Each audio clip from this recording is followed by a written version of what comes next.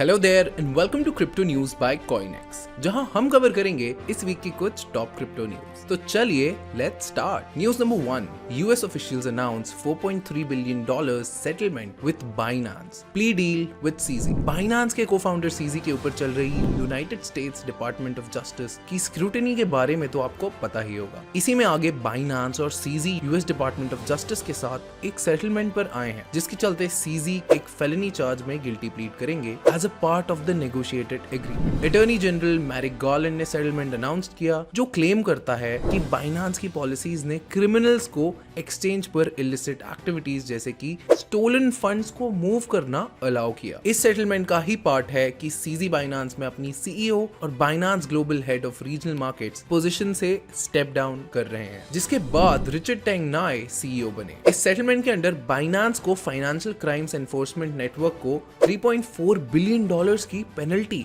और foreign assets control के treasury office को $1 बिलियन की पेनल्टीज देनी होगी। इसके साथ सीजी को भी $150 मिलियन की पेनल्टी पे करनी होगी। CG was released on bail and is battling government efforts to bar his return to United Arab Emirates to be with his family. His sentencing is scheduled for February. अब अगर आप इसी से related और details चाहते हैं तो आप हमारी रीसेंट वीडियो चेक कर सकते हैं, जिसमें हमने इस केस को कवर किया है। News number 2, BlackRock met with SEC officials to discuss spot Bitcoin ETF। BlackRock और Nasdaq के representative spot bitcoin exchange traded fund की लिस्टिंग को अलाउ करने वाले प्रपोज्ड रूल को डिस्कस करने के लिए US securities and exchange commission से मिले। एसईसी के नवंबर 20 के मेमो के अकॉर्डिंग BlackRock ने एक प्रेजेंटेशन प्रोवाइड की, जो कि ये डिटेल में बताती है कि कैसे फर्म इन काइंड या फिर इन कैश रिडेम्पशन मॉडल को अपने iShare बिटकॉइन ट्रस्ट के लिए यूज कर सकती है। हाँ, लेकिन ये अभी भी अनक्लियर है कि एसईसी ने इस 2 प्रपोज्ड मॉडल्स पर क्या रिस्पॉन्ड किया और स्पॉट बीटीसी ईटीएफ को अप्रूव करने का उनका इंटेंट क्या है। काफी रिपोर्ट्स ये सजेस्ट करती हैं कि एसईसी यूएस मार्केट्स में स्पॉट बीटीसी ईटीएफ की लिस्टिंग्स पर अपना डिसीजन जल्दी सुना सकती है। अगर ये ईटीएफ अप्रूव हो जाता है तो ये मेन स्ट्रीम क्रिप्टो एडॉप्शन के towards one of the significant positive move होगा। न्यूज नंबर 3,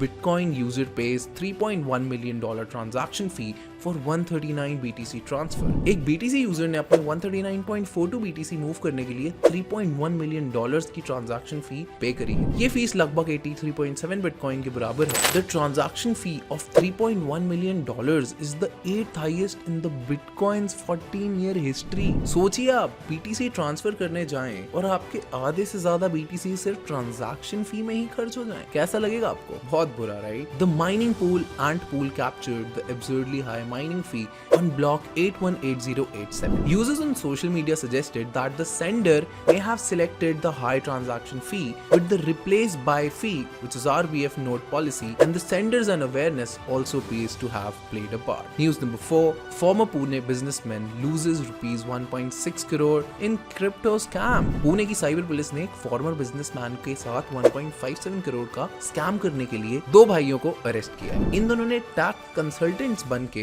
बिजनेसमैन को क्रिप्टो करेंसीज के थ्रू प्रॉफिट कमाने का लालच देके ये फ्रॉड किया। ये दोनों दुबई से ऑपरेट करते थे, लेकिन इंडिया में पुणे और जोधपुर फ्लाई करते रहते थे। ये बिजनेसमैन तो लकी था जो उसके स्कैमर्स पकड़े गए, लेकिन हर बार लक काम नहीं आती, इसलिए आपको हमेशा कहा जाता है कि हमेशा ऐसे स्कैम्स से बच के रहें। क्रिप्टो क्या कोई दूसरी इन्वेस्टमेंट भी आपको गेट रिच क्विक स्कीम नहीं बताती, इसलिए हमेशा इन्वेस्ट करते वक्त कॉशियस रहें और अपनी समझदारी से ही काम लें। ये थी इस हफ्ते की कुछ टॉप क्रिप्टो न्यूज। अब मिलेंगे अगले हफ्ते, तब तक के लिए इस वीडियो को लाइक करें एंड कॉइनेक्स के यूट्यूब चैनल को सब्सक्राइब करना ना भूलें।